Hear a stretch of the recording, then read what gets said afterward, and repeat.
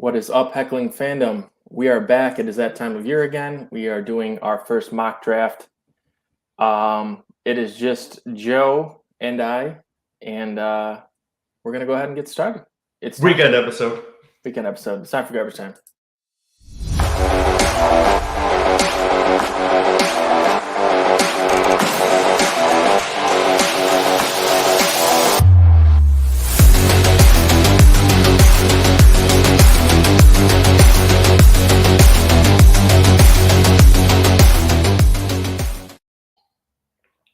Welcome in, guys. It is a fine Saturday afternoon, and Joe and I will be just two-manning this mock draft because Ryan did not answer, and of course, we're always joined by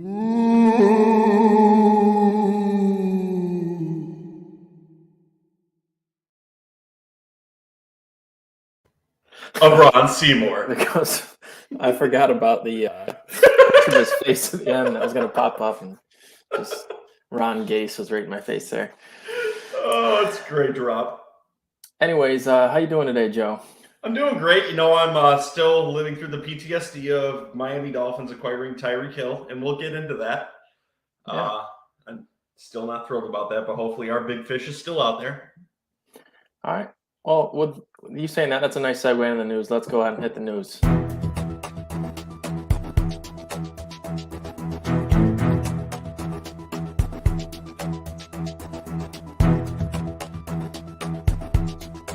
News updates. All right, guys, and if you like what you hear on Garbage Time Fantasy Football, make sure to like and subscribe to the show. You can leave comments and questions here while we're doing it live too, and we're more than welcome to answering it. Today's topics are the last moves of free agency and a mock draft that we're getting into. Also, if you'd like to listen to this later in audio format, you can do it on Iheartradio, Tunein, Google, Apple, and Spotify, where you can leave us all reviews because we'd love that too. Also, we have a website where you can leave us voicemails, and we will answer them live on the show at www.garbagetimef.com. First little bit of news we're going to get into today is the news that's pissing me off the most. Tyreek Hill to the Miami Dolphins.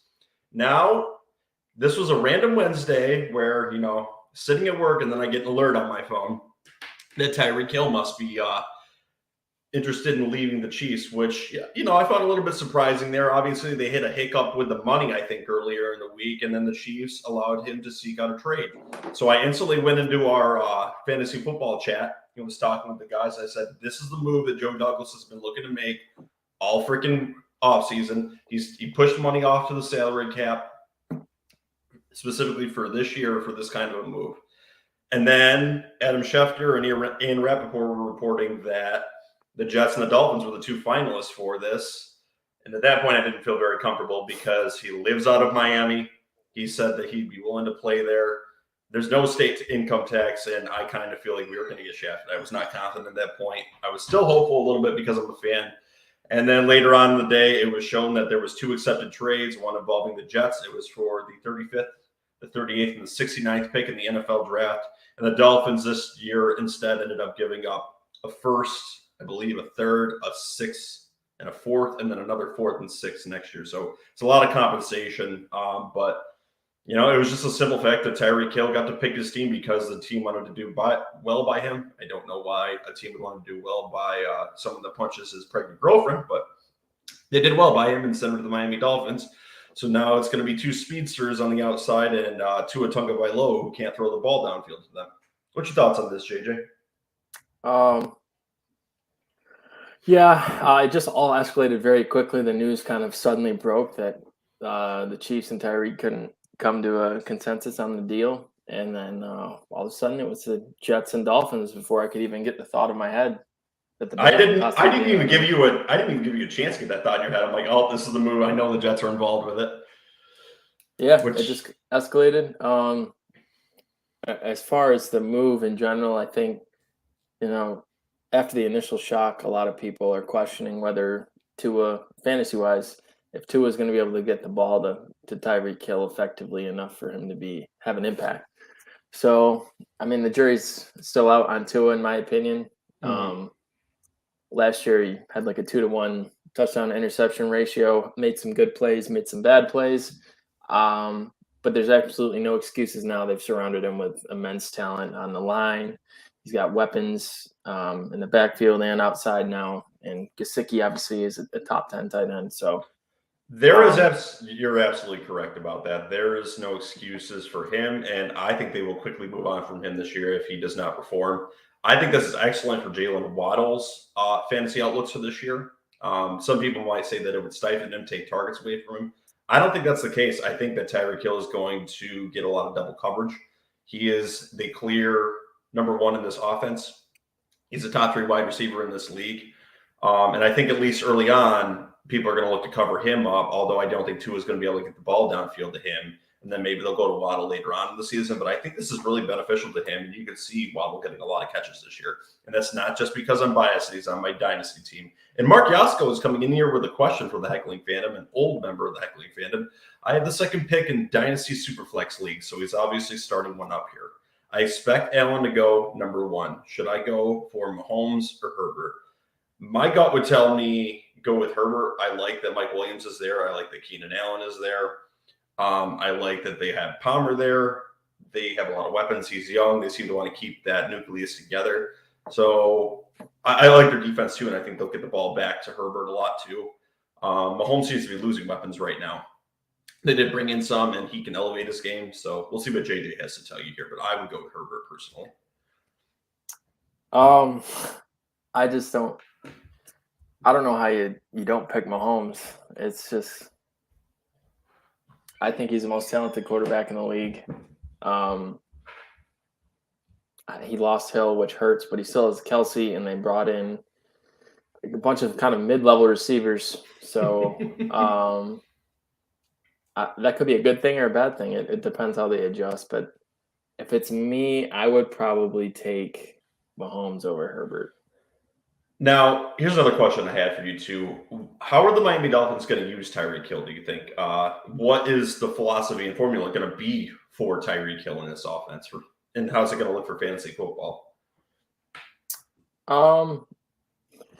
It's going to be a new scheme for him. It's Mike McDaniel coming over from the 49ers. So they obviously brought in Raheem Mostert, Chase Edmonds. They're going to run. They're going to run the ball at a higher volume than they did last year, I would argue. So I was seeing a stat this week that kind of lays into what you just said, too. The speed on this offense is absolutely incredible. They just have nothing but burners on this offense. I think you'll see Gesicki get a lot more involved, and he's my hype boy for now. And I'm sure he will be going into the offseason. I think we're all going to start buying into that a little bit more. If not, some apology bets might come out of it. Mark Yasko has another comment here. I'm super torn on who to pick. I've gotten so many mixed opinions.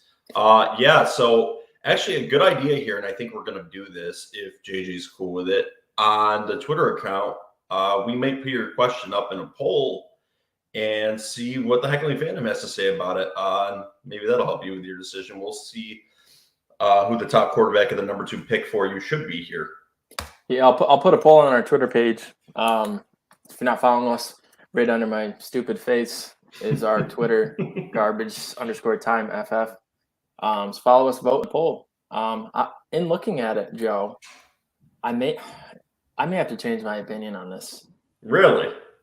Herbert just turned 24 years old a couple weeks ago. Mahomes turns 27, and quarterbacks. They're going to play at a high level. Look at this. The Heckling Fandom is here to really hype it up for us today. Edward Davis, another old Heckling Fandom member, is here. I don't think Tua is the guy to deliver Hill the ball consistently. I 100% agree with you that. I have never been a Tua hype boy. He is he's more of the surgeon type that delivers the ball short, kind of similar to a Mac Jones, I think. And he'll need someone to throw the ball down to him downfield. Maybe he just hasn't had the opportunity to throw it downfield, though, which he'll might be able to provide. And if he can't show that consistency to be able to throw the ball downfield, they're going to look to move on from him, I think, fairly quick. I expect Bridgewater to be starting mid-week 4. I don't think that'll be the case, but I do think they brought in Bridgewater to make that push to the playoffs should Tua get hurt. Thoughts, JJ? If CBS just put a stat out the other day, Tua since 2020 has a deep ball accuracy of passes over 20 yards, of 44.4%. Which is third in the NFL. Like he's hit the deep balls. So what you're saying is I'm just a liar and that's a bad perception. No, but I mean, he had Waddle, he had Devontae Smith, he had all these guys in college, and he would hit them deep consistently in games. Yeah. Mark, just let us know when that draft is. Is it very soon? Because I think we'll have that pull up today and give you what you should do with your answer. Mark, and honestly, between those two guys, I don't think you can go wrong. I mean, you're getting a great player either way. So, but yeah, we'll put the poll up, Mark, and at the end of the episode, we'll pull it up and see what kind of reaction we got, and maybe that'll help you make your decision. Okay, and what does this do for Patrick Mahomes' offense now that Tyreek's going to be leaving? Is this going to affect him a lot? Juju signed a 1-year deal. They just brought in MBS as another deep threat. I don't know. I don't know if they want McCole Hardman to step up and be the guy now. I think that's my first initial instinct, is that he's going to run the hill routes. Mm-hmm. Kelsey's going to have a monster season. Oh, Mark, it's noon tomorrow. So yeah, we'll have a good number for you. But either way, yeah, Mark, the polls have been filling up in a few hours, so you'll get a pretty good answer. And let us know maybe your Instagram or Twitter handle, and we can maybe just directly message you. We're more than willing to do that. Maybe give you a little bit of clarity on that, what the rest of the Heckling Fandom thinks. We gave you our opinion, but obviously we're torn here too. Yeah, and hey, Mark, if you have a Twitter account and you want us to @ you, go ahead and send it in the chat, and I'll make sure to include that in the question. Anyways, back to Mahomes. I think in the beginning of the year, there'll probably be an adjustment period where they figure out what works. Mm-hmm. But I do think that Andy Reid and Mahomes, I don't want to give them. I think they're screwed when it comes to their quarterback coach. So hopefully they just shut him out of the offensive meetings. I won't name who that is, but JJ's trying to live by the New Year's resolution not to involve the Bears so much in the show. I'll say who it is. It's his old former head coach, who will remain nameless, and is in the same class as Adam Gase. Let's move on to our next little bit of news here then too. I'm sure Tyreek will come up in discussion in the next few weeks, but we have a draft to get to today. You already brought the name. Marquez Valdes-Scantling is also signed with the Chiefs here. So you already alluded to this, but I wanted to lead with the question here. Who is the true number one wide receiver for fantasy football in this offense, and where do you draft these guys? Is it TikTok dancing Juju Smith-Schuster? Is it Marquez Valdes-Scantling? Or is it their OG, the one that's already on the team? Right now, in my rankings, I have Hardman as the 1. Nicole Hardman. Yeah. With Juju 2 and MVS 3. Gonna have to see the training camp reports and how they hit it off with Mahomes, but I think Hardman is the longest tenured. I think he's gonna get the first shot to be the 1 there. So, and we also have the draft, and I know one of my picks. I have them taking another weapon. So, look at that. Me too. Little sneak peek before we get into that. Yeah. I think, interestingly enough, I don't think any rookie would take over in this position, but I think it's really important to know the number one wide receiver in this offense, because as we've seen for the last 3 or 4 years now, the number 2 wide receiver position for the Chiefs is useless for fantasy football. So you really need to pick your horse in this race and do your research. Something in my gut's telling me it's going to be Marquez Valdes-Scantling. I don't know why. I think it's because I like his burner speed and his downfield speed, and that kind of, I think, translate more towards what they want to do with that offense, like Tyreek Hill, where, I mean, yes, Juju can get downfield, but he's more of that route runner, that middle intermediate kind of wide receiver. So I think at the moment I like Marquez Valdes-Scantling. And yes, I understand McCole Hardman is in that mold of a Tyreek Hill, but he just really hasn't shown the ability to be able to do it yet. I don't know. So I go with Valdes-Scantling early. But this will be a debate, I think, going into the season. Next little bit of news we had here, too, is Baker Mayfield's out in the middle of the ocean without a team or a raft. The Browns said they may take on a little bit of his bonus and make sure a trade works out, but who's left out there for him? Is he just going to end up getting cut from the Browns? Because I don't think he can stay on the roster. Or are they going to find a trade partner maybe after the draft? Yeah, they said that the holdup has been his contract. So it'll be interesting. I have heard nothing about Mayfield, there's a potential. I mean, really, where the Panthers have already said they're not interested. Seattle, the Steelers just made their move. Besides Seattle, I really don't see a spot for him right now. It's a tough situation. It's a topic I'm just extremely torn on. So let's ask our other ghost. Ron Seymour, what do you think?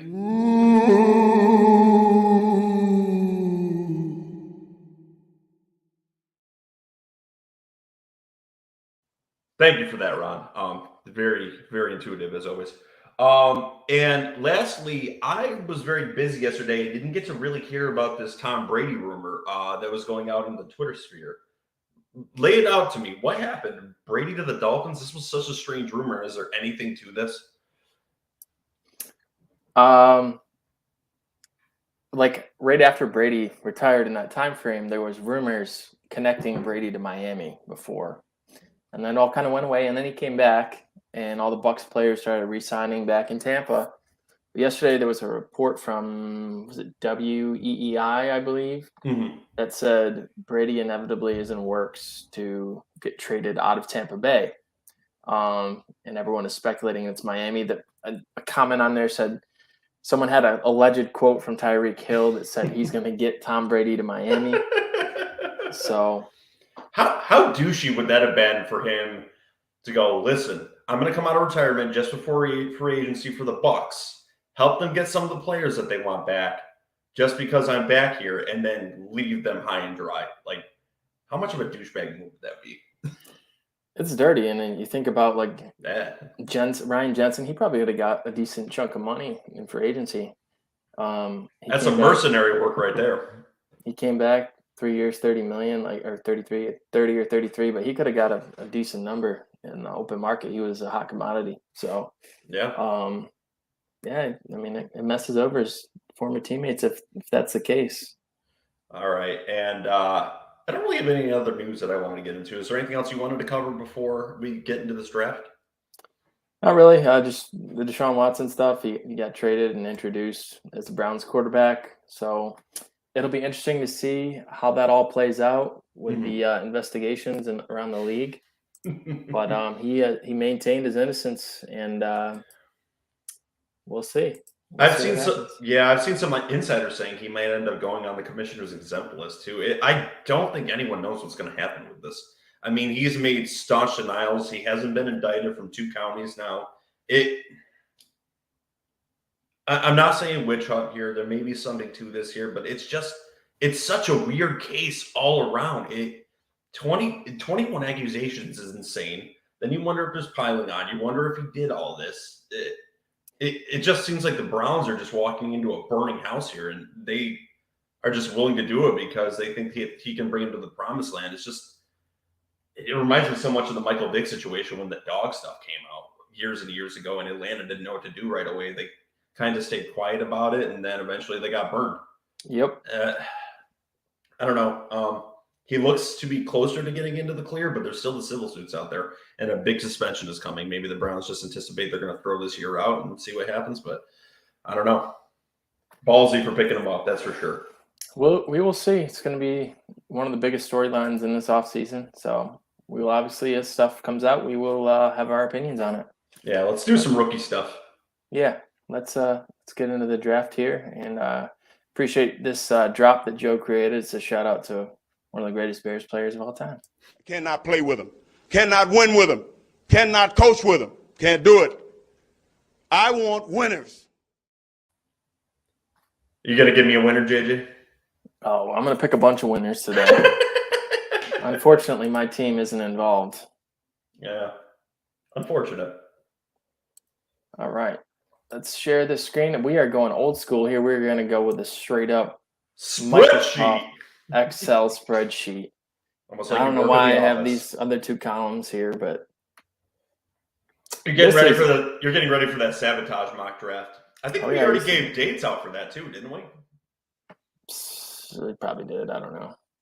We'll get back to you, Heckling Fandom, on the dates of the sabotage mock draft, but I think we're going to do that live this year. That'll make it even more entertaining. Yeah, I forgot last year we were off air. We were pretty much off air and We probably should have edited the response time on Ryan when he got double sabotaged, but yeah. Yeah, well, last year we didn't have the sabotage mock draft drop for it, so we couldn't interrupt each other with it.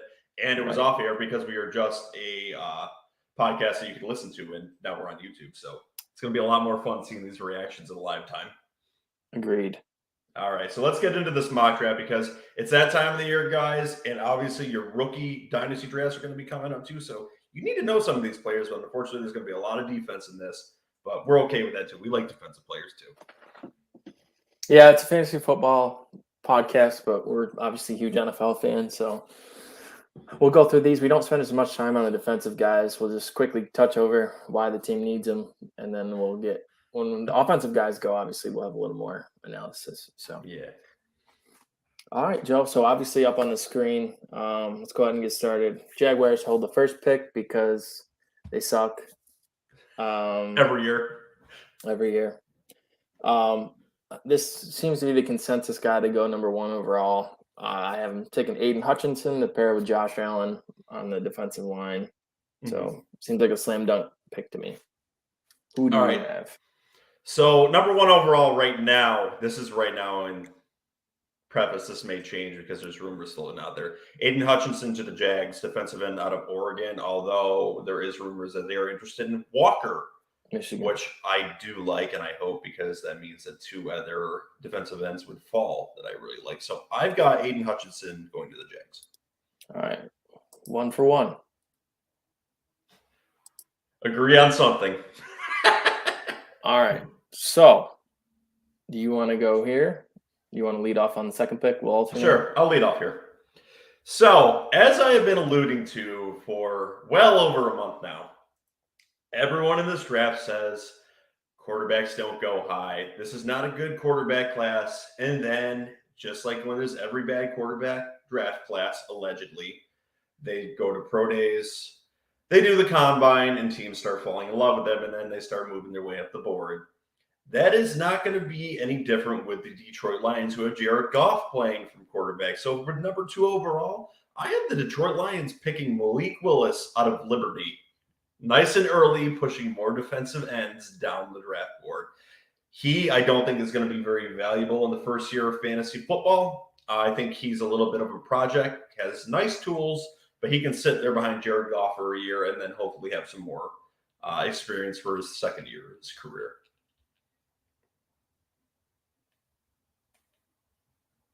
JJ, I believe you're muted. I'm muted, and it just told me, and now StreamYard now tells you at the top that you're muted and you're an idiot. So, I personally also have Malik Willis going second overall, but not to the Lions. Oh, we have a trade up, huh? Trading back, and the Seattle Seahawks using some of that capital they just got from the Russell Wilson trade. Interesting. Moving up and taking Malik Willis, quarterback Liberty. So we are 2 for 2, but you have the Lions actually making the pick. Yeah, I do believe they're going to fall in love with them. And as alluded to in the question down below in the description of this episode, we mentioned who is the quarterback 1 of this draft. I do believe it's going to be Malik Willis, but there's many more weeks to come, so we will see. Do you want to lead it off with number 3, JJ?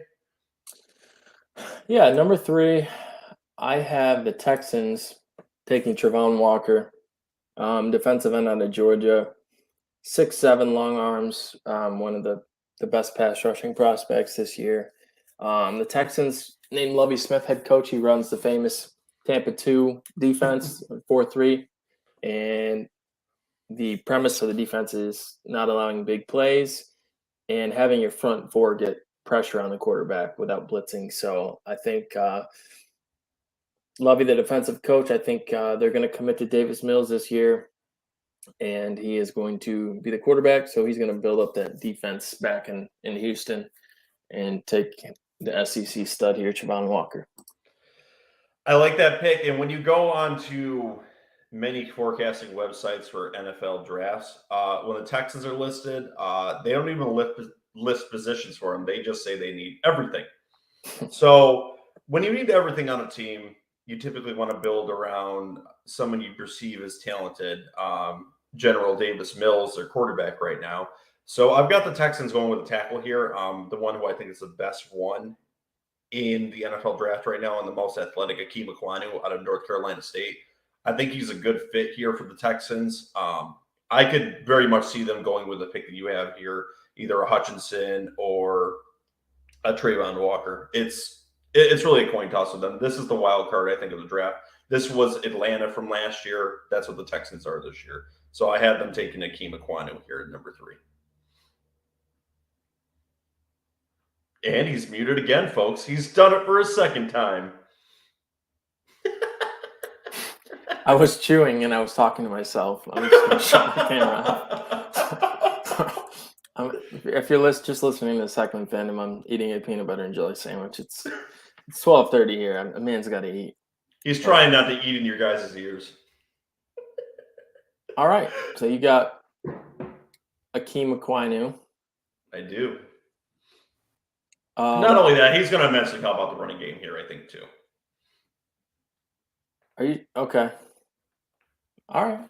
I have him going a little later here, but so I'll fill that in afterwards once I get to him, so I can just copy and paste because I'm lazy. But yeah, sure, I'm cool with that. All right. So why don't we get into? I'll definitely give you the honors on this pick and let you make the first pick for the Jets in the 2022 draft. All right. I'm definitely going out with my heart on this one, and I hope this player falls to us. Although there's 3 players I'd be okay with them taking in this spot. The Jets have needed a defensive end / outside linebacker for the last 20 years. We haven't had one since Abraham, who we brought in last year to do that, ended up tearing his ACL. Hopefully he comes back healthy. But I've got the Jets taking Kayvon Thibodeau, edge from Oregon, in this spot. I think he's an excellent fit. In the Robert Saleh kind of defense, they look to get pressure up front. They don't concern themselves so much with the cornerbacks, although we need to get better there too. Pressure helps fix the secondary. So the pressure with Kayvon Thibodeau and what he's going to provide to this defense would be excellent and is a great fit for that Jets defense. Okay. So I think that's a good pick and definitely a need for the Jets. I went to the other side of the ball. Okay. You've seen the Jets really commit to building around Zach Wilson. They obviously got Mekhi Becton. I think your right tackle right now is Fant, who's, he's a decent player, but definitely outplaying his contract. I have them actually taking their next franchise tackle to pair with Mekhi Becton, Evan Neal, offensive tackle out of Alabama. Okay. I just think that would be prime for Zach, having Becton on the left, Neal on the right, 2 franchise tackles protecting him. And then they obviously have more picks coming up, so can add other pieces. I like what you're doing here, and here's the reason why. So, as you alluded to, we do have a left and a right tackle here, Fant and Mekhi Becton. What you do by bringing in someone like an Evan Neal or potentially an Akeem Ekwonu, whoever you pick here, is kind of get into a training camp battle where you could figure out who the healthy ones are and who you're going to use down the line. Say if Mekhi Becton isn't ready to play, is always going to be hurt, which they're starting to allude to. He's kind of in the doghouse with the coaching staff right now. You can potentially look to move him and extend George Fant, throw him to left tackle, and potentially throw Evan Neal in this spot. Or, if it works out in the long term, you could always go with Mekhi Becton and Evan Neal here and have them on their rookie deals and potentially move Fant out. There's a lot of options and a lot of movability here. So I can see them doing something like this. They got a lot of draft picks this year. They filled a lot of their holes in free agency. So they could definitely go this route. And Joe Douglas is obsessed with offensive line moves. So yeah, this is definitely what I can see them doing. Well, I'm glad I got the approval of the Jets fan. Because I was a little nervous that you wouldn't like my pick for you, but I just think ultimately building around old Zach is not a bad idea. One. So yeah, no, there's many directions they could go here, and I wouldn't be horribly angry with. When we get to the 10th pick, I'll tell you what strategy I want them to go with.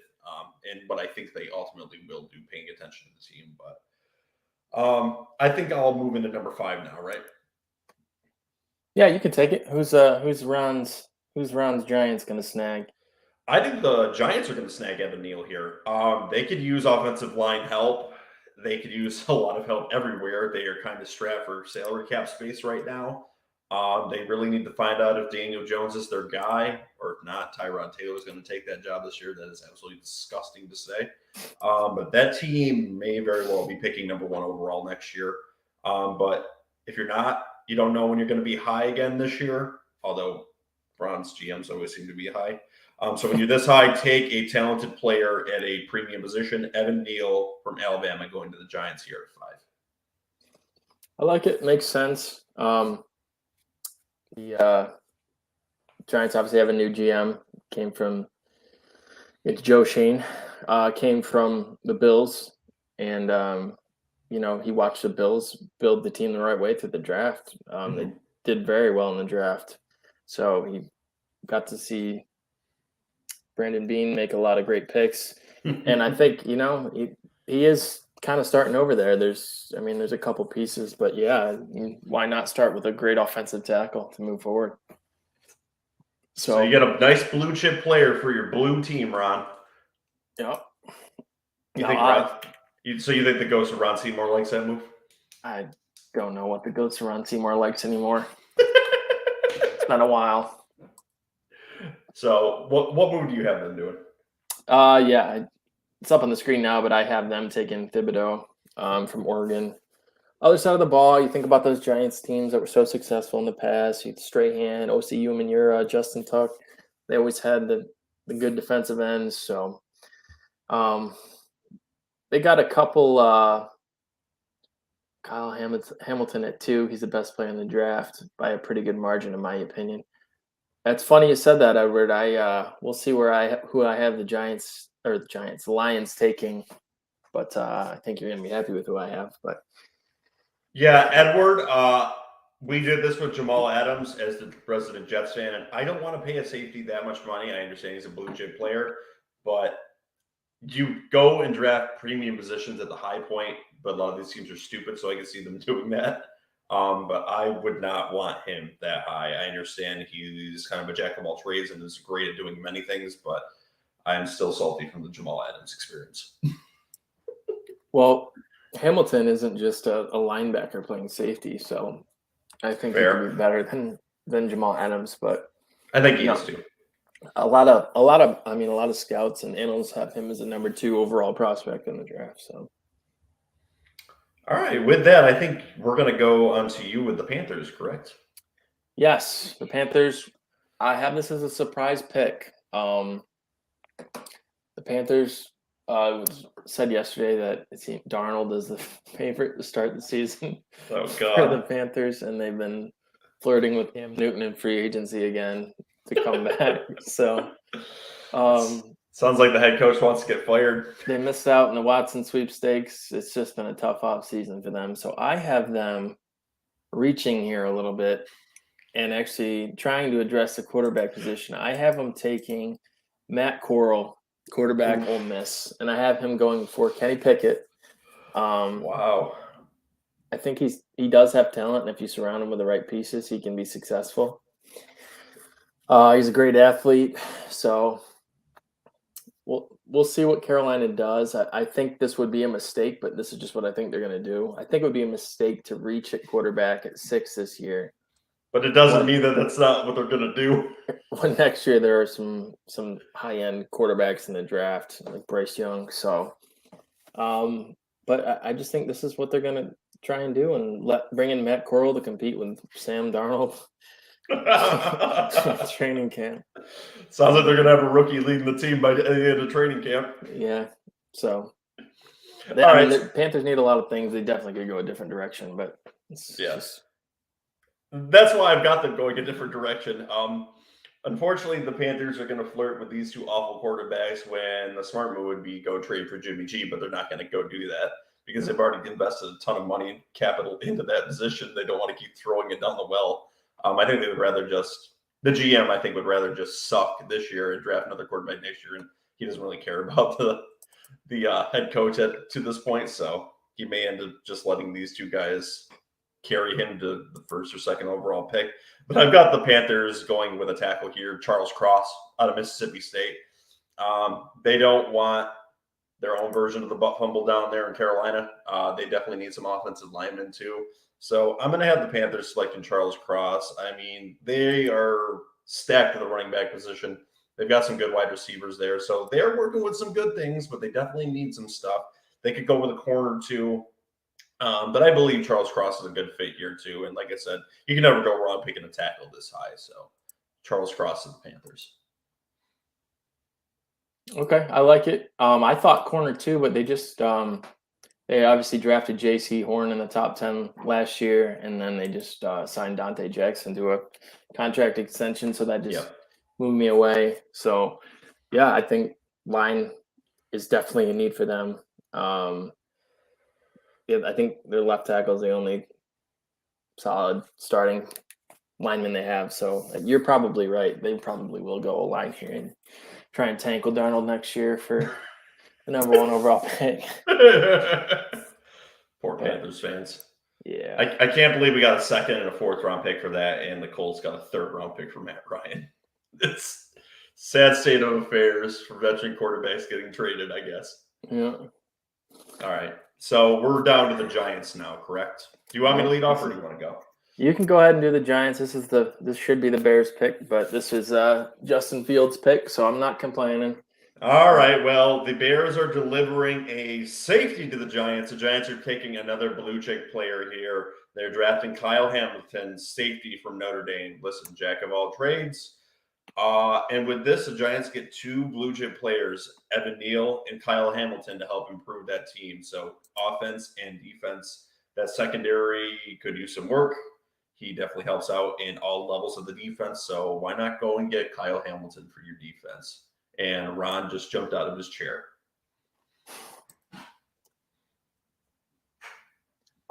Yeah, so I like that pick. I think Kyle Hamilton's a great player. I could definitely go that way. I think Jabril Peppers is a free agent still. Mm-hmm. So they lost a safety. Obviously, they traded, or Landon Collins left a while back to go to Washington. So they do need a safety for sure. So I think that makes a ton of sense. I went with Sauce Gardner here. I like that pick. There's a lot of talk of them getting rid of James Bradbury. He's one of the hottest trade names out there right now. So Sauce Gardner is an amazing athlete, awesome corner. He didn't allow a touchdown last season. Mm-hmm. So I think it's just a building block for the Giants defense. I got him going defense. And I think with Joe Sheen as the new GM of the Giants, learning from the Bills, I think that he'll just take the highest graded player they have and go from there. So I like Gardner, and I think it makes sense. Okay. We'll move on to the Falcons here now. So this is a team that needs a little bit of everything on offense. The defense isn't horrible, but they need a little bit there too. So this is where you got to ask yourself, do you look to the quarterback class next year, or do you take one this year? Or do you look to fill another position that might be more plentiful this year? I've got the Falcons waiting a year and going with a wide receiver at the 8th overall pick. I think they really want to look towards that class next year. So with the 8th overall pick, I've got the Falcons selecting Drake London, wide receiver out of USC. Big-bodied wide receiver, very talented, and he's the first wide receiver off my board in this mock draft. So they desperately need one. They have nothing in that position. So why not start filling that roster this year? Okay, I like it. I am thinking the same way. I also have them taking a wide receiver. I have them taking Garrett Wilson, Ohio State. I just like him a little bit more than London. I think he's got a little bit more speed, and I like the idea of him playing in a dome. I think it would be a good fit. So I don't think you can go wrong with either. Both are great players. Mm-hmm. London's a bigger body guy. He has speed too, but Wilson's a little more explosive in my opinion. Okay. So Yeah, I think we're on the same page. I think the Falcons, after losing Ridley and Julio, and Justin Gage, or Russell Gage. Justin Gage is a Bears receiver from a really long time ago. A really long time ago. So I completely agree with you here too, and I think these are the number 1, number 2 wide receivers in this draft class. That's because of injury to other wide receivers, but that may not have them fall out in the first round, and we'll get to that a little bit later. So I'll move on to the 9th pick while JJ is still adjusting boards here. The Seattle Seahawks. So this is my first surprise a little bit, I think. There's been a player going up the draft boards. Seattle could use a little bit of everything on offense and defense. I think they're kind of a team trying to throw Band-Aids on stuff right now, but that's really what they're going to try to do. And they're going to look to the draft class next year for the quarterback position. So I've got Seattle at number 9 taking Trevor Penning, tackle out of Northern Iowa. He's been a riser up boards. They could definitely use another offensive lineman. So this is my first surprise. I didn't think they would trade Russell Wilson this offseason. So, they're all full of surprises. So take the rising player that can play multiple positions. Teams have tried him out at center. He can play anywhere out on that line. I see him more translating to guard eventually. But I think Trevor Penning is a good pick for the Seattle Seahawks here at 9. I like that pick a lot. I love the player. He's mean and nasty, and the Senior Bowl, he was getting into fights, which is what I look for in an offensive lineman. So if the Bears had a pick in the first round, he's a guy I definitely wouldn't mind them taking. But I really like it. And Seattle, obviously, Dwayne Brown's a free agent. They've struggled for years with the offensive line, and it's a rebuild there now with Russ leaving. So I think taking a blue chip offensive tackle makes a ton of sense. So I really like that pick. All right. Who do you got them taking? Well, I had them moving up to number 2. So the Lions are in this spot now. Yes, so I have the Lions picking at 9. And like old Edward suggested, I have the Lions taking Kyle Hamilton, which I don't like because I don't want him in the Bears division. But great player. I think it fits the Lions perfectly. It's a young team rebuilding. He could captain that defense for a long time. And I just think it makes a ton of sense. So I have the Lions taking Kyle Hamilton. That is a lot farther than I think he would end up falling. Yeah, I know. Just kidding. I've got him going at 7. But I just don't like safeties in the top 10 anymore. It's hard. But we had a tight end go 4 last year. So if a player's really that good. That would just be an incredible move for the Lions, though, to be able to trade down, pick up draft capital there, and still come away with a blue chip safety. And it would be a perfect move for them. And they're building something down there, I think, with the Lions.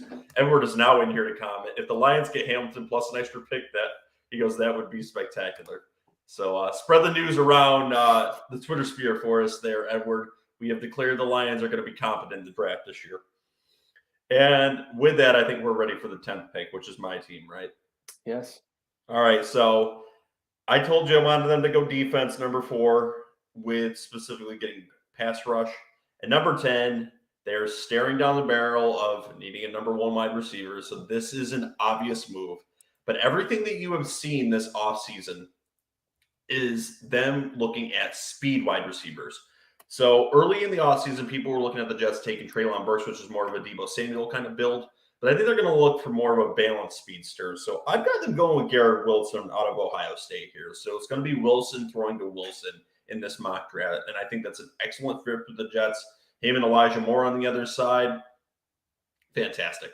I think Garrett Wilson is a great fit for the Jets here in 10. Yep. I also have the Jets taking receiver. We just flip-flopped the receivers order. So yep. I have the Jets taking London at 10.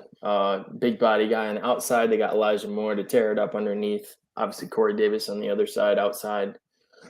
So I think that would be a really nice receiving core for Zach Wilson. And I obviously had him taking the tackle at 4. So I think that is kind of setting Zach Wilson up for success for a long time if he's the answer there. So I do too. And unfortunately, Yeah, unfortunately here with this, I don't think there's a lot of fantasy relevance to Garrett Wilson being taken this early, though. I understand there's been some rookie wide receivers doing some things for fantasy, but I think the true number one of this offense, especially going to next year, is going to be Elijah Moore. There's going to be a lot of pressure for him to take on that role now that we didn't get Tyreek Hill.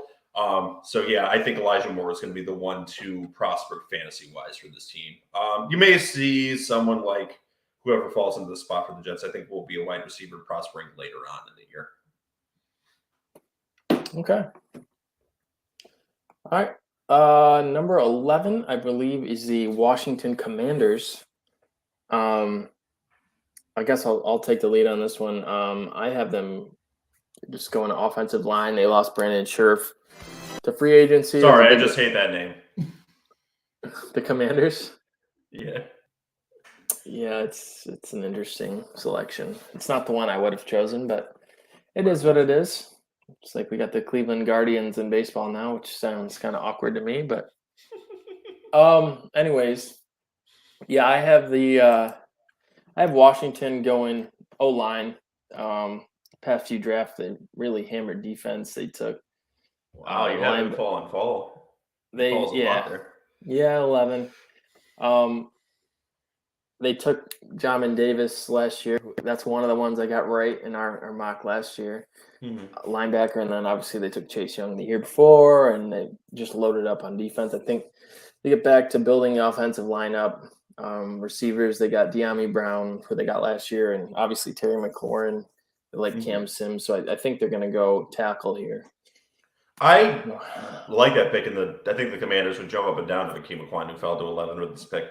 So I've got Washington picking a riser that's probably going to be maybe in my top 10 next mock draft we do.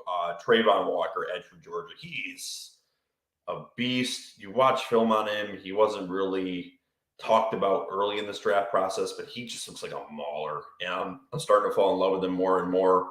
I'm really happy that he's kind of pushing his way into this top three outside linebacker, defensive end positions. But imagine pairing him off with what they've got on defense and just building to their strength. So Trayvon Walker to the Washington Commanders. Yeah, see, that's why I couldn't do it, because they already have Chase Young, but he's coming off injury. But I assume he'll be close to ready at the start of the season. And then they got Sweat on the other side. So they have put so much stock in their defensive line. I just could not see him doing it again. But build your strength. There you go. All right, so I'll move on to number 12 here. The Vikings last year traded out of 14 to the Jets to allow them to select an offensive lineman. Honestly, I thought an offensive lineman was going to go to them last year in that spot. So this year I've got the Vikings taking an offensive lineman here in this spot. They need a center, and he is a player that is talked about from anywhere from top 5 through 20. So the Vikings are going to go with Tyler Linderbaum, center from Iowa. He is a fantastic fit for that offense. They could use the help there. Their guy is not playing center for them right now. I believe he's still a free agent, if I'm not mistaken. So why not improve the position and go with someone you know is going to be a 10-year starter for you? So the Vikings selecting Tyler Linderbaum is going to play to the strength, which is the running game of that offense. Just a great selection, I think, here for them. Okay, I don't mind that at all. I think the Vikings did take a lineman last year, though they did move down, but they still took a lineman. So, well, they can still use a center. Exactly. Yeah, that makes a lot of sense. Obviously, think about their strength. They got Dalvin Cook and Alexander Madison, who are year in and year out are effective, and they've just kind of slowly made that line better and better. Last year they really struggled at corner, and that's the direction I have them going. Interesting. I have them taking Derek Stingley from LSU. I just think, in that NFC North, with all those terrifying receivers besides Justin Jefferson, you can't tell I'm being sarcastic because there's literally like nobody left. I just think that's a big need for them. The defense has kind of fallen off the past couple of years, and still have Harrison Smith, but that defense of Everson Griffin, Barr, and I think they got to start putting the pieces back together. So I like Stingley out of LSU.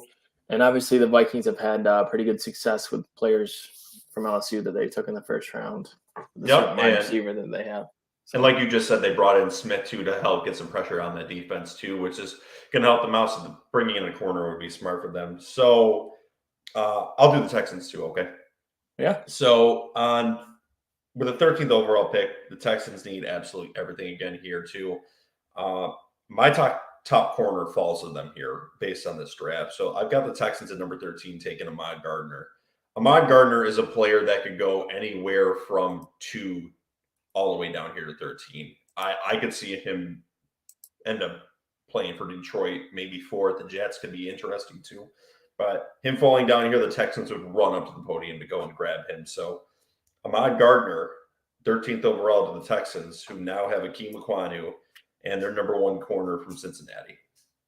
That is a pretty good draft for them. Yep. So I think they'd like if you're their GM and you landed those 2 guys. I have the Texans. It's just a theme I'm thinking. Lovey's going to build up a nice defense in Houston. I have them taking Devin Lloyd, linebacker out of Utah. I think he is the consensus number 1 linebacker, actual linebacker in this class. And he wants his Brian Urlacher. He wants his Derek Brooks. He wants his guy that is going to captain that defense. So I have him getting Travon Walker early to be their premier edge rusher, and then I got him taking Lloyd to captain the middle of the defense. So, all right, some more not very fantasy relevant news there for a minute. So let's move on to our next team then. The Ravens at 14. You want to lead us off? Yeah, I don't know why I do this, but I just think NFC North teams are going to have a good draft. So I actually have a trade here. From the Ravens do trade a lot, so I can see the Ravens trade a lot in the first round. So I have the Ravens moving back in the draft with, unfortunately, a team from Wisconsin. I have the Packers trading up to finally select that wide receiver for Aaron Rodgers, as they seem to be in crisis mode at the receiver position. And this pick would break my heart because I want Chris Olave to somehow make it to the Bears in the second round. But I think the Packers are, again, going to rip my heart out and draft Chris Olave in the first round. You'll be staring at him twice a year, the guy you want for your team. Yep. All right. Mine isn't as highly controversial here. I did a lot. I do have a trade in this draft, but I did a lot less ones for this first mock round. I'll start playing around with it in more of our mock drafts later on. But I've got the Ravens picking Jermaine Johnson, edge from Florida State. They could obviously use one here. They look to bring one in free agency. Darius Smith allegedly failed his physical. I think he just wanted more money and left. So they're going to fill it with a rookie, one that gets a lot of pressure off the edges. So Jermaine Johnson from Florida State is now playing for the Ravens in my mock draft. Olave to the Packers, man, is an excellent fit. Aaron Rodgers, unfortunately, makes any wide receiver just better by the volume he plays with them. So I like that fit for fantasy football, and I think he would be one of my top producers for dynasty drafts should that happen, and I really would not like that to happen. Okay. It makes a lot of sense. They definitely need an edge guy. I think they took, was it Owusu out of Penn State last year? Yep. So it's just a position that they continue to have a need for. So really, you can never have too many pass rushers. So absolutely not. And with that, I can lead off to the plethora of Eagles picks if you'd like. Yes. All right. So 3 of our next 5 are the Eagles, I believe. This is a team that could be moving up and down the board all weekend because they've got 3 first-round picks this year. I kind of got a feeling I don't have them making any trades in this first round, but I think they'll be looking to acquire picks next year because they see the influx of talents at the quarterback position. So I think they'll look to. I think a lot of teams are going to look to fill it next year. So with this first pick, I've got the Eagles selecting cornerback out of Washington, Trent McDuffie. So they need a cornerback. Listen, it's a need. It's not sexy. Trent McDuffie, I don't think is sexy, but this is a move that they can make, so I'm throwing him to the Eagles. Enjoy your cornerback, Eagles. And you're still muted, I think, JJ, because you've been putting wads of peanut butter in your mouth this whole podcast. Son, you're still muted. We'll see if he figures it out at some point, Heckling Fandom. I got it. Yeah. So my mouse was on my spreadsheet on the shared screen, so I was like moving it around, but it was over on the other screen. Man, what a mess. And they're pretzels, Joe. I've moved on from my sandwich to my pretzels, so thank you very much. Good start. Yeah, I like McDuffie. I have him going here within the next few picks, so makes sense. And the Eagles have the luxury; they have 3 first-round picks, so they really can. You're not supposed to. We'd still take best available, but I mean, you can hit some need here too. So it makes sense. Eagles lost Brandon Brooks, who's been on their line for a long time. And I think they're going to touch on the O-line here. You had Charles Cross going earlier. Mm-hmm. I got the Eagles taking him here at 15. Charles Cross from Mississippi State, versatile tackle. I think he'd fit in well there. Obviously, the Eagles have a great history with Mississippi State drafting Fletcher Cox. I think Cross will be a solid fit for them. So somebody could go up against in practice. Yeah. All right. I'll go into my second Eagles pick here too. These ones could be interflipped and changed. I've got them taking linebacker Devin Lloyd out of Utah. A little bit more help on their defense. They could definitely use a linebacker to help out. They've got 3 picks here. So like we said, they can fill a variety of needs and do whatever the hell they want in this draft. So I've got the Eagles taking Devin Lloyd, good linebacker out of Utah for that defense. Makes sense to me. No fantasy relevance there. Absolutely not. Not with either one of my last 2 picks. All right, let's keep it rolling then. After the Eagles make their back-to-back picks, you have the Chargers. Did you say your back-to-back picks? No, I didn't. I didn't say my second one. Yeah, and it was your it's second. Actually, fantasy relevant. I have the Eagles taking Treylon Burks. No, this is interesting. Arkansas. It came out the other day that Calvin Ridley was destined to be an Eagle had he not had the suspension happen. Mm-hmm. So the Eagles have, consistently been in the market for a wide receiver since the absolute failure of a pick of Jalen Reagor, who has consistently let them down since he's gotten to the team. I think they're going to look to find his replacement. And I think they're going to go with Treylon Burks. Big body out of Arkansas. Then you got the Slim Reaper on one side, and then you got your big bruising receiver on the other side. Just giving Jalen Hurts all the pieces he needs. I got him taking a lineman and a receiver. So, any fantasy relevance for Treylon Burks if he goes to this team this early next year? Probably not too much. Okay. I don't think Hurts is going to be a dynamic. I mean, I'll throw for over 3,000 yards, but I don't think anybody's going to have a crazy, crazy season. Okay. So with that, we'll move on to pick 17, the Chargers here. So I've got them taking someone that's going to even beef up that defense a little bit more and has quite a motor, Nakobe Dean for linebacker from Georgia. Just what they need, another player to play on that high-powered defense now. I never thought I would say that. Oh, man, they've just been building that defense up all offseason. J.C. Jackson, a certain Bears player that they just traded forward to.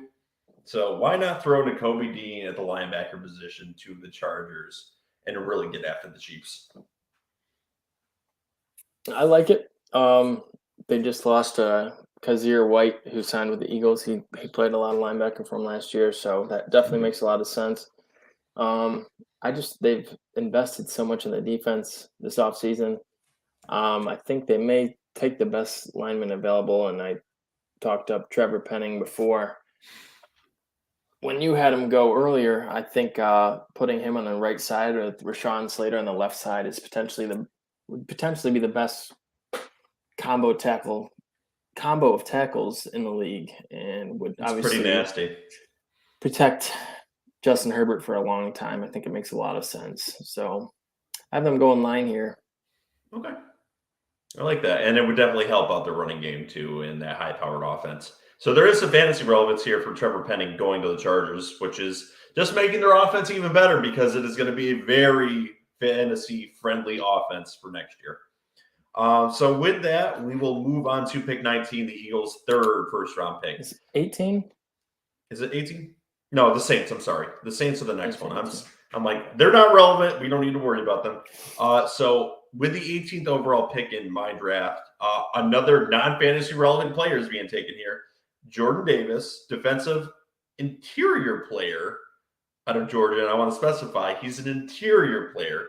Very talented. Saints need a little bit of stuff too. So Jordan Davis from Georgia is going to play for the Saints. Okay. Yeah, he went viral for his 40 time outrunning Pat Mahomes at the combine. So I like it. Maybe he can chase down Tom Brady. If Tom Brady's there. Yeah, according to rumors. Yeah, I don't know. So my next pick is one of the guys that I am most intrigued about in the first round of the draft. If he goes in the first round of the draft, I think he's going to. He probably would have been the wide receiver 1 had he not been hurt in the college national championship. I got him taking Jameson Williams from Alabama. So nice pick. The Saints are forced to bring back Jameis Winston after missing out on the Deshaun Watson sweepstake. So they're in a bad financial situation. Kamara's kind of coming to an end. So I think they have the luxury of being able to wait on him going into the future. He could be the face of the Saints offense. He's incredibly talented, fast, gifted, great hands. Mm-hmm. So I think he would fit in nicely staying down in the South and playing for the Saints. He is the true wild card of rookie dynasty drafts because people are going to fall in love with him and go, listen, he may be hurt now, but he's sure as hell going to help my team 5 years down the road from now. I don't know. I think you're going to see a lot of teams flirt with him early in dynasty drafts too. So I like this fit here with the Saints. Obviously, they need to go get another quarterback. The lobster stealer, I don't think, is the long-term answer here. So interesting. So let's move on to number 19 too, while JJ is doing that dip. I mean, peanut butter in his mouth. So pretzels. At number 19, I had the Eagles selecting Treylon Burks, but I had them picking him here at number 19 because I think they would think that potentially McDuffie and Lloyd could go to teams like the Chargers and Saints, where there's more of a plethora of wide receivers up to this point. So I think they're going to let this need fall down a little bit here. But I think Treylon Burks is an excellent fit here to the Eagles, as you've already stated too. The fantasy relevance may not be a lot because of the person playing quarterback for them early. He's more of a long-term outlook, I think. But I think he's an excellent fit, and he's in the style of potentially a Deebo Samuel. Not nearly as fast, but he's got talent to run the ball. He did a little bit at Arkansas, and he absolutely killed the SEC. So he's a great wide receiver and could outperform a lot of people's expectations. Makes sense. I had them taking him myself. So I have the Eagles going edge here. Jermaine Johnson, you had him go up to the Ravens at 14. I got to fall in just a bit further.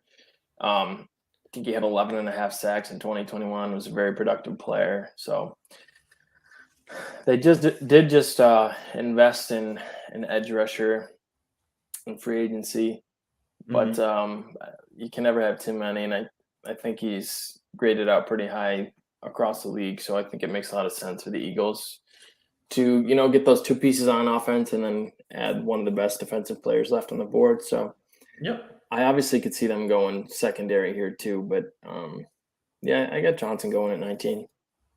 They could go a lot of directions. They have a shitload of picks. Mm-hmm. Okay, so we'll go down to number 20. You want to lead off with this one? Yeah, I got the Steelers. Steelers brought in Mitch. So there was a lot of speculation about connecting the Steelers with Malik Willis. Mm-hmm. I don't see the Steelers giving away the future to move up to a top 5 pick to get him unless they're really, really in love with him. But there's some good quarterbacks in next year's class. I just don't see them making that move. I think Trubisky's going to be the bridge quarterback for them until they can get in a position where they can move up and make their big move. So I think they're going to sit tight at 20, and I have them actually taking Trent McDuffie out of Washington. They lost Joe Hayden. They have an open spot on the outside. He's definitely a first-round talent. I think he winds up with the Steelers here. They've missed a couple of times in the first round on corners and secondary, though. Edmonds or safety, I don't think is that great. And Artie Burns didn't work out for him in the past. So I think they're going to get this one right, though. I like McDuffie. So you're right. They have been burned in the secondary, and I think that's going to scare them away from taking a corner here at 20. But they're not going to need to trade up for this guy, and he's going to fall right into the lap. They recently went to his pro day, and he lives right in town. I've got the Steelers selecting Kenny Pickett, quarterback out of Pittsburgh. They're going to go with the hometown boy. He's not going to even have to move out of his damn apartment. He's going to just move his shit from the university right into that locker room. Kenny Pickett is someone that can sit behind your boy, Mitch Trubisky, for a year or two. They can groom. They're not going to have to give up any draft capital for him. So, bringing the hometown hero, Kenny Pickett, to the Pittsburgh Steelers. Okay. I like it. I do think he's going to go in the first round, but I don't have him going to the Steelers. It's those small hands, man. Those small hands. It's all about the measurables, I guess. And fantasy relevance for Kenny Pickett, I think, should he go to the Steelers, is very interesting because they have some nice pieces there on offense. So I don't think he would produce in the first year if for some reason he started with the Steelers as a rookie. I mean, Big Ben did due to an injury and was very nice his rookie season. But my gut is that him and both Malik are going to sit for a year. I don't think we're going to have really any rookie quarterback starting at least week one. We'll see. So long-term outlooks, all right. Doesn't really excite me. Yeah, I think it makes sense. And Pickett, you think about him, one of the viral clips from him this year was that fake slide he pulled off in the game. Mm-hmm. So he's a pretty good athlete. So I think him and Mitch somewhat have a similar skill set. I think Trubisky ran in a faster 40. But, I mean, really hyping him up. They have a similar skill set, I think. So it makes sense that he would sit behind Mitch, but I just think he's going to go a little bit later. But okay. I like it. It's exciting. All right, pick 21. All right, I'll let you adjust again and lead off with this one. So here is a pick that I am absolutely going to hate, but one the New England Patriots would make. These assholes are going to draft Jameson Williams, wide receiver out of Alabama. They're going to go right down the pipeline. They love Alabama players. Bill Belichick, they know this pipeline, and Jameson Williams is a very talented wide receiver, and this is a team that can wait to get him healthy because they're talented enough to win a few games before he's back, and he could be their long-term number one wide receiver. So I've got him falling down the board a little bit, and that asshole Bill Belichick picking up Jameson Williams to the Patriots at pick number 21. And I think the fantasy relevance for him with this team would be absolutely off the charts. Yeah, I mean, that does kind of seem like a Patriots move. They've missed on, the first round weapons in the past. So, I don't know. I don't know. I just don't know if he's going to fall that far. I didn't know if he was going to make it to 18, but I don't know what the medical is going to look like on him. But right, I think it makes a ton of sense. And putting him with Mac Jones, who he played with. Yeah, it also makes sense. So, yeah, that's interesting. Not in a good way for me either. Yeah.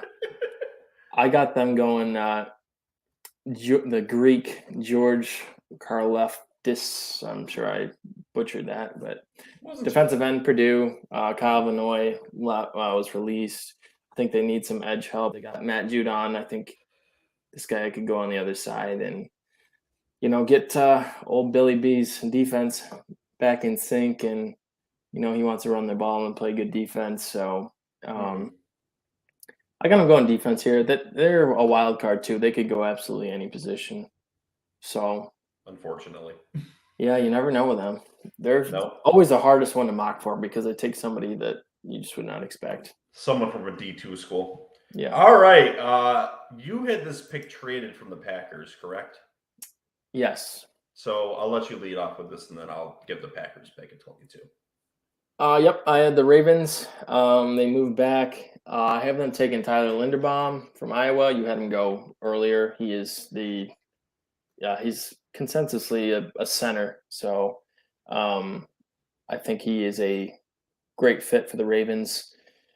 They just lost their center to free agency. The Panthers stole him away, so they have a big opening there. And Linderbaum's one of the best center prospects to come out in the past few years. So I think he slides right in there, and the Ravens hit again as they always do on their first round draft pick. So they rarely miss. All right, so I don't have this pick being traded, and I've got the Packers making the selection here. They're once again gonna piss off their quarterback and not pick a wide receiver here in the first round. I've got them taking Zion Johnson, guard out of Boston College, who I think is a little bit underrated here. So they're going to bring in a big man to protect their quarterback, but they're not going to get their receiver that early. So Packers with Zion Johnson, guard out of Boston College, because they're going to look to rely on that running game this year. Okay.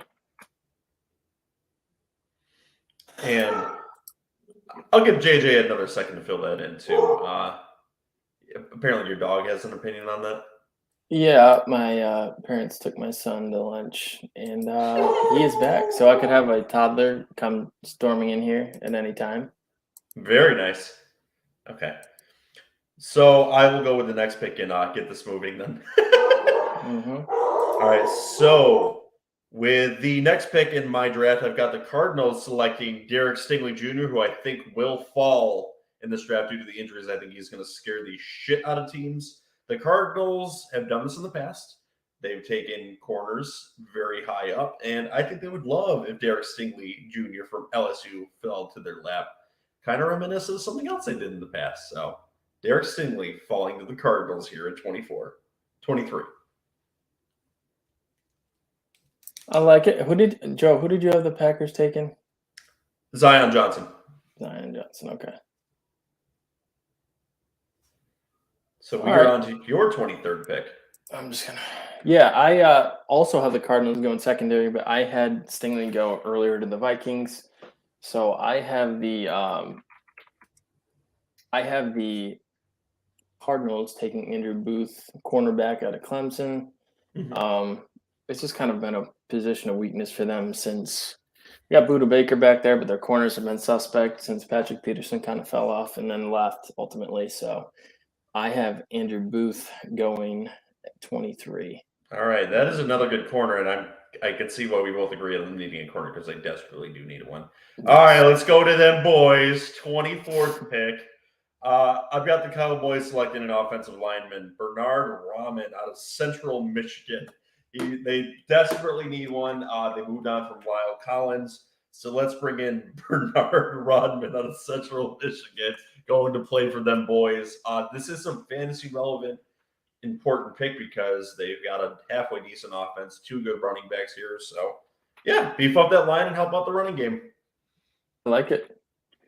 Yeah, their line is really they lost Connor Williams to the Dolphins. They've they were so dominant a few years ago, and now they've just slowly kind of deteriorated. So I think that definitely makes sense. I have them actually going defense here. Yeah, and Jerry, he likes the big splash, hypey type players. So I have the Cowboys taking Jordan Davis, the defensive lineman out of Georgia. Yeah. So he ran the fast 40 time. He's big, explosive. If he can sit in the middle of that defense with, you think about the Cowboys defense, they got Diggs in the back end. They got Micah Parsons rushing. They just don't have that big name in the middle yet. So I think that's the direction they go. But very much a Cowboys kind of play, I think. They're nice and shiny for Jerry Jones, as you stated. Yes. Okay. While you're filling that out too, I'll move on to another despised team from the AFC East for me, the Buffalo Bills, who are going to look to get to Patrick Mahomes all offseason. So why not bring even more pressure? Because, we're already nuclear at that position. So let's fill it up a little bit more here. They're going to be drafting George Karlaftis, edge from Purdue. So we've already got 2 decent edge rushers. So we're going to bring in that third rotational guy because guess what? If they would have actually hit Patrick Mahomes last year, they might not have lost to him. So George Karlaftis going to the Buffalo Bills, bringing the pressure. And they just what they drafted too. They drafted Russo and I can't remember the other guy last year. Yeah, and then they brought in Von Miller. That would be quite the stable of pass rushers. Every down they'd have a fresh all-pro pass rusher. They don't have a lot of holes, so why not? Yeah. Who did you have the Cowboys taking? Sorry. Bernard Rahman, offensive lineman from Central Michigan. Okay. He doesn't even have one for that clip. That's a New England Patriots pick in the first round. Yes, it is. I did not have that filled out. So funny. Instead of throwing you a curveball there, maybe you'll have to fix that one later. Well, you said ramen, and I tried to spell it like the soup, and that's fine. Raymond is actually his last name. Ramen. Oh, Won't shit. forget it now. Who do you got the Bills picking? I got the Bills going O-line here. They've lost quite a few role players on the line this offseason, and they added, Von Miller. They're bringing back their safeties. I think that they're going to beef up the O-line for Josh Allen. Down the stretch, they had a couple tough games where he couldn't get the protection. And obviously, until towards the end of last season, the run game could not get going. I think they're going to beef up their offensive line. I get them taking Kenyon Green, interior offensive lineman out of Texas A&M. You can't go wrong protecting Josh Allen. So okay, that's cool. I don't even have him in my first round, so that's my pick that you are alluding to wouldn't even be on my spreadsheet. But a little bit of fantasy relevance there. Unfortunately, they run a running back by committee stable. I understand Singletary played good last season, but I think they're going to regress into that role again. You can definitely throw a late round flyer on Singletary, and he could help your team out if I am wrong. But I see them falling into old habits there. Number 26 here with the Titans. I had them taking cornerback Daxton Hill out of Michigan. I think he is a nice big name there. Oh, look at that. You've got that too. So obviously we see a fit here of Daxton Hill going to the Titans, who desperately need a cornerback here. I think he's a good fit. So yeah, Titans, enjoy your new cornerback / safety, but wherever you play him, Daxton Hill. Yep, you pretty much said what I need to say. Versatile guy. He can play high safety. He's a little smaller. I think he weighed in around 190 at the combine. So he's a little undersized for safety, but he can play corner. He's athletic enough to play in the nickel. The Titans have Kevin Byard back there, but that's really about it. So they did who did they take last year? Titans? Yeah, I can't remember his name. I don't either. Don't worry about it. Move on. I will have it. He was one of the notable players that got hurt before the draft and moved. But I think it's just a need for them. Their defense constantly has given it up through the air the past couple of years. So I like that fit as well, and definitely makes a ton of sense. All right, give us your pick number 27. So for 27, I have the Bucks taking a defensive lineman, Devontae Wyatt from Georgia. He fits well in their scheme, I think. He is explosive and very fast for a defensive lineman. They talk about Jordan Davis, but Devontae Wyatt actually ran a faster 40 as a defensive lineman. He is lighter, but freak athlete. I think they continue to build that line. Build that strength. They could go O-line, which would make sense because they lost some of their pieces, but they traded for Shaq Mason. Yeah. Shaq Thompson from the Panthers, Shaq Mason from the Patriots. So I think they're going to go best player available here and take Devontae Wyatt out of Georgia, who could go earlier. Agreed. So you're going to like this. The Bucks are going to play New England ball here and trade out of the first round.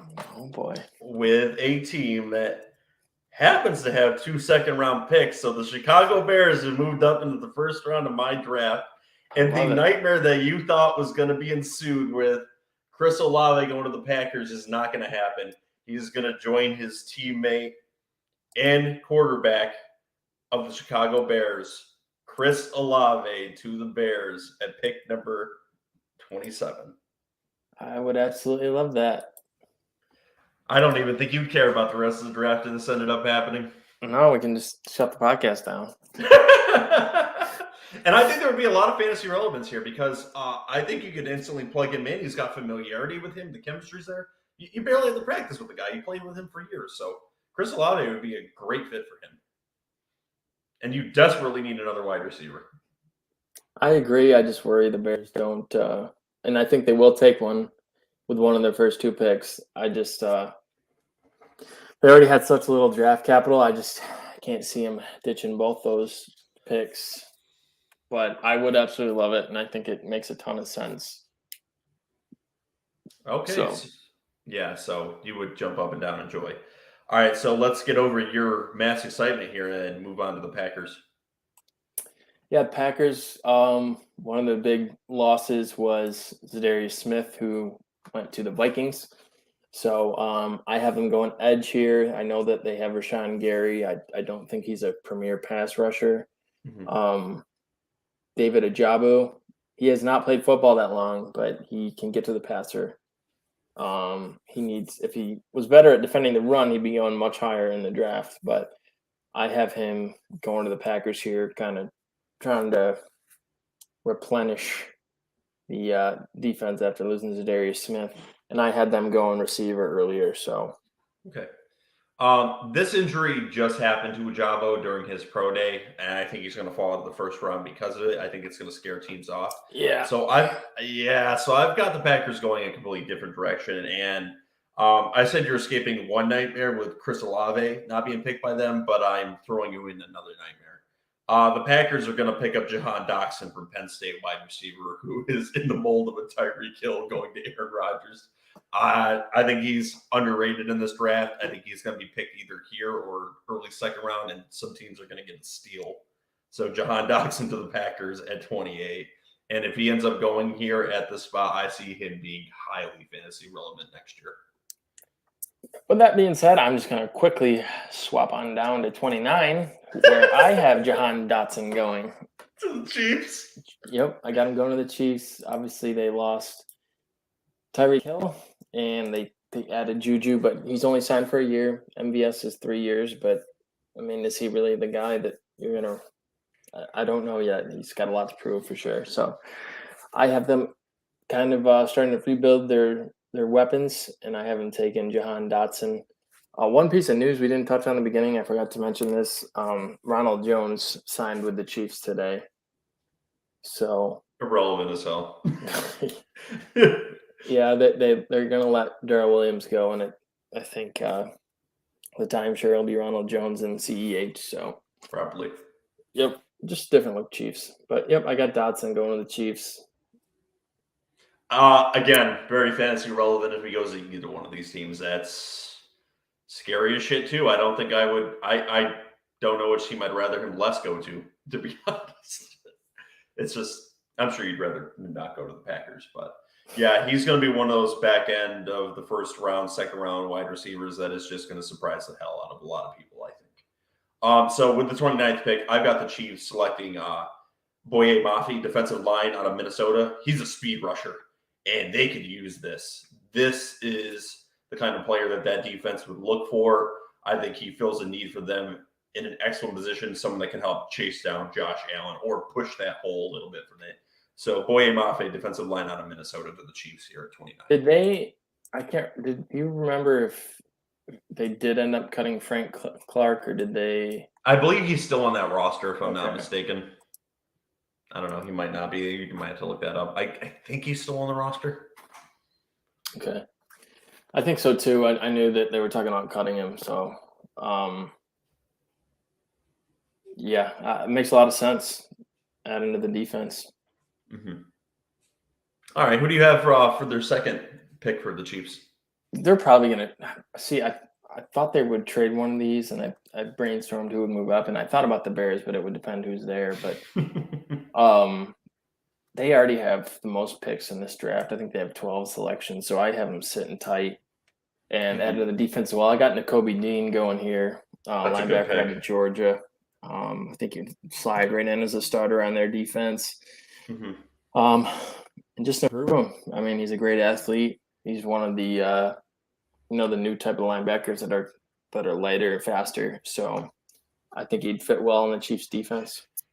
All right. So with the 30th overall pick, I've got the Chiefs selecting wide receiver Christian Watson out of North Carolina State. Ooh. I think this is an excellent pick. He absolutely lit the shit out of everyone up there during the Senior Bowl. He showed out at the Combine. Big-bodied, a different kind of wide receiver they don't have. So throw Christian Watson in the Chiefs offense and see what he does. It's an interesting fit, and he's another underrated wide receiver I think that can come. He's North Dakota State, right? Yes.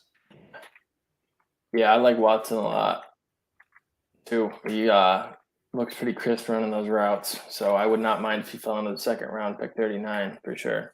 Jeez, wonder where you'd like him. Pick anybody at this point. Yeah, man. No, he's nasty. I think he's going to be a good wide receiver. There's a lot of depth at that position and a lot of good players. People are underrating that position this year. They're just all excited because last year's position was so great. This one might match up to it. Maybe not initially, but in depth, fantastic. Agreed. All right. Why don't you go ahead and lead the next one? Who are the Super Bowl losing Bengals going to pick? The Super Bowl losing Bengals have fixed that offensive line, so they're going to look to fill in a position that they lost a little bit this offseason. They're going to draft Trey McBride, tight end out of Colorado State. He's someone that can go anywhere from the late first round to the third round. He's a good tight end. I think he's an excellent fit for the Bengals offense. They lost their starting tight end this year. So, yeah, Trey McBride, tight end, Colorado State to the Bengals. I think it's just a nice, easy fit for them. Now, they added Hayden Hurst. So you still like them to – Well, they ran with Uzama and Sample last year, so they like two tight ends. So I like Trey McBride in this spot. And he's coming in. Good thing we're almost done. Be home in a minute, buddy. Your little one wants to podcast with us. He does. Trey Couple more McBride. years. Yeah. You got them taken. I got him going DB. Think about the Super Bowl. You think about Eli Apple getting absolutely smoked by every Rams receiver. So I got him taking Kyer Elam. His dad and uncle have a history in the NFL. Like physical corner, I think he fits well with the Bengals scheme. I think they just need to beef up their secondary. They lost pieces in the secondary and O-line. So, okay, this isn't highly fantasy relevant too. So I'm going to ask you more about Trey McBride. What do you think his fit for fantasy football would be with the Bengals? Is he someone worth looking at dynasty drafts? Is he going to be relevant? Very unrelevant? What's your thoughts on Trey McBride? I think dynasty for sure. He's relevant, but redraft, I don't think he'll get drafted. Okay. I think Hayden Hurst is going to start off as a tight end one, and rookie tight ends very seldom produce. I know we had Kyle Pitts last year, and where he was drafted, he did disappoint, but typically your tight end's not going to have a great rookie season. I guess we had a couple too with Freiermuth last year too. Yeah, and with before the Jets got Conklin and Uzama, I really wanted Trey McBride, and I brought that up a ton too, and I thought we might trade up in the late first round to grab him. But if he falls to the second round, I still wouldn't mind him. We could always use a third tight end in the room. Absolutely. All right, down to finally pick 32. Who do you have Detroit taking? Quarterback. Ooh. Not Pickett either. I got Desmond Ridder, Cincinnati. Wow. Scouting report Pickett on falls him to the second round. Scouting report on Ridder is a very high character guy. I think he does need a little bit of time to develop, so I think they bring him in to sit behind Goff at least 1 year, or that's going to be the plan. Mm-hmm. Rookie quarterbacks somehow always find a way to play these days, but I think they're going to see what they have in. I think they're going to draft him and see what they have. Let him try and develop. I just think the way he's built kind of fits with what Dan Campbell's trying to do in Detroit. So I think it would be a good fit personnel-wise. So I got the Lions snagging a quarterback here in the last pick, replacing their Matt Stafford pick with a quarterback. All right. My last pick isn't nearly as sexy as a dynasty potential quarterback here. I've got the Lions selecting Tyler Smith, offensive tackle out of Tulsa. He can play guard. Lions need offensive linemen. They're going to need to protect their real quarterback, Malik Willis, who got number 2 in my draft. Tyler Smith, offensive tackle, Tulsa. Nice boring pick to end this draft. Yeah, they got Penny Sewell, so you can never go wrong drafting linemen. It's boring, but teams will do it for 3 years and people will kind of forget about it. But then the 3 years later, all of a sudden they'll have the best line in the league and be able to establish a run and everything else. So absolutely. Some things I wanted to highlight on here really quick before we end this. So is Jahan Dotson. Obviously, we're both high on him. I have been eyeing him. I think Walker could be a riser in this draft. I think we all have high opinions on Trevor Penning too. And consensusly, I think we had Garrett Wilson and Drake London being the 1 and 2 wide receivers in this draft. Yep, flip-flopping. Anything you wanted to highlight? I don't think we have enough trades. But I agree that in our newer mock drafts, we're going to have a lot more trades. Yeah, I agree. Yeah, I think there's moves to be had here, and I don't know. I've seen a lot of stuff that says there's going to be multiple quarterbacks taken in the top 10. I think there's, which I did do. But I don't know. I think there's a lot of talent that I had fallen that I need to reassess for the second mock draft. So. And maybe we'll have 4 people for the next mock draft. Maybe. We'll see. We'll see if we can figure that out. There'll definitely be a few more before we get to the Sabotage mock draft, which is loosely scheduled for Monday the 18th and Tuesday the 19th. It'll pay you picks 1 through 16 and 17 through 32, where we all go through hell trying to get our mock drafts out, and all of us end up screwing each other up. And usually it's just for bragging rights to see who has the best mock draft after we're all thrown off our game and have to pick someone else. But yeah, if you guys have never seen a Sabotage mock draft, we all get a Sabotage each of the 2 days. And then when somebody makes a selection, we go, hell no, you ain't taking that guy. Pick some.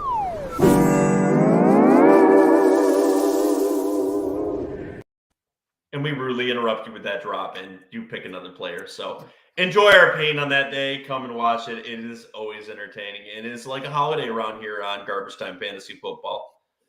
And I think with that, we are through our weekend episode. JJ, anything you'd like to say to the Heckling Fandom before we get out of here? Nope. It's kind of that dead time of the second, third wave of free agency heading up to the draft. So hang with us. We appreciate the people that came into the comments today. And if you haven't yet, please like and subscribe to the video. Absolutely. All right. Get us the hell out. No, I'm good. Get us the hell out of here. All right, let's go.